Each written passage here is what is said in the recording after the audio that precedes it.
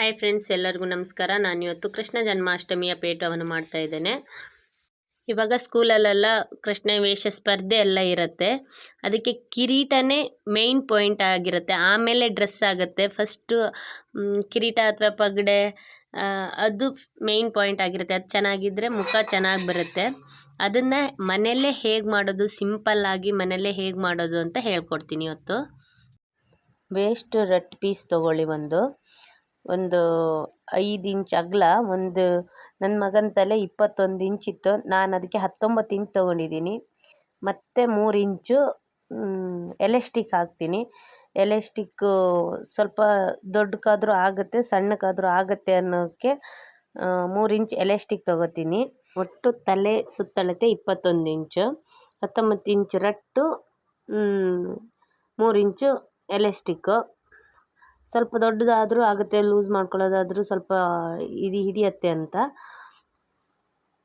ಆಮೇಲೆ ಅಷ್ಟೇ ಉದ್ದದ್ದೊಂದು ಪೀಸ್ ತೊಗೊಂಡು ಅದಕ್ಕೆ ಟಚ್ ಮಾಡ್ಕೋಬೇಕು.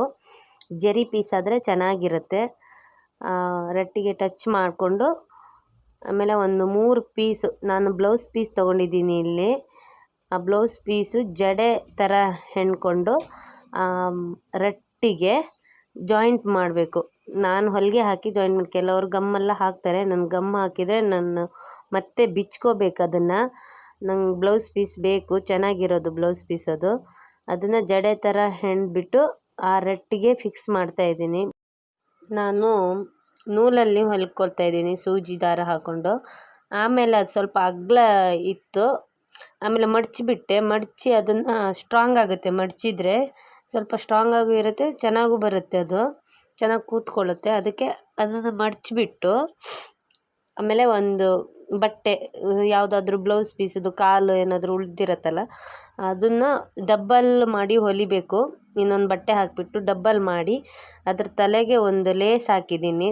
ಲೇಸ್ ಇಟ್ಟು ಹೊಲ್ದಿದ್ದೀನಿ. ಕೈ ಹೊಲಿಗೆನೂ ಮಾಡ್ಕೋಬೋದು, ಏನು ಪ್ರಾಬ್ಲಮ್ ಇಲ್ಲ. ಅದು ಲೇಸ್ ಇಟ್ಟು ಹೊಲಿದು ಅದನ್ನು ನೆರಿಗೆ ಮಾಡಿಕೊಂಡು ಅದನ್ನು ಕಿರೀಟಕ್ಕೆ ಫಿಕ್ಸ್ ಮಾಡಬೇಕು.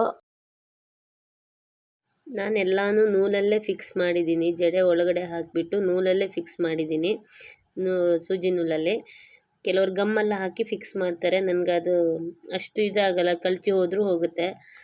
ನೂಲು ಹಾಕಿ ಫಿಕ್ಸ್ ಮಾಡಿದರೆ ಗಟ್ಟಿ ಇರುತ್ತೆ, ಮತ್ತು ಬಿಚ್ಕೊಳ್ಳೋದಾದರೂ ಈಸಿ ಆಗುತ್ತೆ ಅಂತ ನೂಲು ಹಾಕಿನೇ ಫಿಕ್ಸ್ ಮಾಡಿದ್ದೀನಿ. ಆ ಕಡೆ ಈ ಕಡೆ ಸೈಡು ನೆರಿಗೆ ಇರುತ್ತಲ್ಲ, ಅದನ್ನು ಕಿರೀಟಕ್ಕೆ ಟಚ್ ಮಾಡಬೇಕು. ಆಮೇಲೆ ಒಂದು ಸುತ್ತಲೂ ಲೇಸ್ ಇಟ್ಟು ಒಂದು ಹೊಲಿಗೆ ಹಾಕ್ಕೊಂಡಿದ್ದೀನಿ. ಆಮೇಲೆ ಕೆಳಗಡೆ ಒಂದು ಲೇಸ್ ಇಟ್ಟು ಹೊಲಿಗೆ ಹಾಕಿದ್ದೀನಿ. ಅದೆಲ್ಲ ಬ್ಲೌಸ್ ಪೀಸಿದ್ದು ಸ್ವಲ್ಪ ಬ್ಯಾಕ್ ನೆಕ್ಕಿಗೆಲ್ಲ ತಂದಿರೋದು, ಉಳ್ದಿರೋದೇ ಹಾಕಿರೋದು. ನಾನು ಯಾವುದೂ ದುಡ್ಡು ಕೊಟ್ಟು ಹೊರಗಡೆಯಿಂದ ಕಿರೀಟಕ್ಕೋಸ್ಕರನೇ ತಂದಿಲ್ಲ, ಬ್ಲೌಸ್ಗೆಲ್ಲ ತಂದಿರೋದು ಇಟ್ಬಿಟ್ಟು ಹೊಲಿದಿರೋದು ಈ ಥರ ಮಾಡಿ. ಹೇಗಿದೆ ಅಂತ ಹೇಳಿ. ಮನೇಲೇ ಇರೋದು, ಉಳ್ದಿರೋ ಪೀಸು, ಉಳ್ದಿರೋದು ಲೇಸೆಲ್ಲ ಹಾಕಿಬಿಟ್ಟು ಮಾಡಿರೋದು. ಒಂದು ನವಿಲುಗರಿ ಸಿಕ್ಸಿದ್ದೀನಿ, ಅದನ್ನು ನೂಲಲ್ಲಿ ಫಿಕ್ಸ್ ಮಾಡಿದೆ. ಮತ್ತು ಅದು ಬಿದ್ದೋದ್ರೆ ಕಷ್ಟ ಅಂತ ಒಂದು ಕೈಗೆಲ್ಲ ಬ್ಲೌಸ್ ಕೈಗೆಲ್ಲ ಹಾಕ್ತಾರಲ್ಲ, ಆ ಥರದ್ದು ಒಂದು ಹರಳು, ಅದೊಂದು ಸೆಂಟ್ರಲ್ಲಿ ಫಿಕ್ಸ್ ಮಾಡಿದ್ದೀನಿ. ಅದು ನೂಲಲ್ಲೇ ಫಿಕ್ಸ್ ಮಾಡಿದ್ದು, ಯಾವುದೂ ಗಮ್ ಬಳಸಿಲ್ಲ ನಾನು, ಎಲ್ಲನೂ ನೂಲಲ್ಲೇ ಹೊಲಿದಿರೋದು. ನಾವೇ ಮಾಡಿದ್ದು ನಮ್ಮ ಮಕ್ಳಿಗೆ ಹಾಕಿ ನೋಡೋದು, ಖುಷಿ ಪಡೋದು ಇನ್ನೊಂದು ಥರ ಖುಷಿ. ಅದು ನಿಮಗೆಲ್ಲರಿಗೂ ಇಷ್ಟ ಆಗಿದೆ ಅಂದ್ಕೊತೀನಿ. ಇಷ್ಟ ಆದರೆ ಒಂದು ಲೈಕ್ ಮಾಡಿ, ಒಂದು ಶೇರ್ ಮಾಡಿ, ಒಂದು ಸಬ್ಸ್ಕ್ರೈಬ್ ಮಾಡಿ ಪ್ಲೀಸ್. ನೀವು ಟ್ರೈ ಮಾಡಿ ಮನೆಯಲ್ಲಿ, ನಿಮಗೂ ಈಸಿ ಇರುತ್ತೆ. ಮನೆಯಲ್ಲೇ ಟ್ರೈ ಮಾಡಿ. ಇನ್ನೊಂದು ವಿಡಿಯೋದಲ್ಲಿ ಕೃಷ್ಣನ ಡ್ರೆಸ್ ಮಾಡ್ತೀನಿ, ಅದನ್ನು ನೋಡಿ ಸಪೋರ್ಟ್ ಮಾಡಿ.